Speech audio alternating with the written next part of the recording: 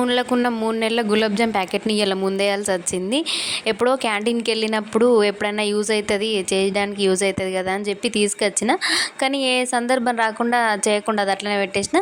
ఇలా ముందుకు తీయాల్సి వచ్చింది రాఖీ పండుగ సందర్భంగా. మా బావను బయట నుంచి స్వీట్స్ తీసుకురా అని చెప్తే ఇంట్లో ఉన్న గులాబ్ జామ్ ప్యాకెట్ ఇంకా ఎన్ని రోజులు ఉంచుకుంటావు దాన్ని కంప్లీట్ చేయు అని అన్నాడు.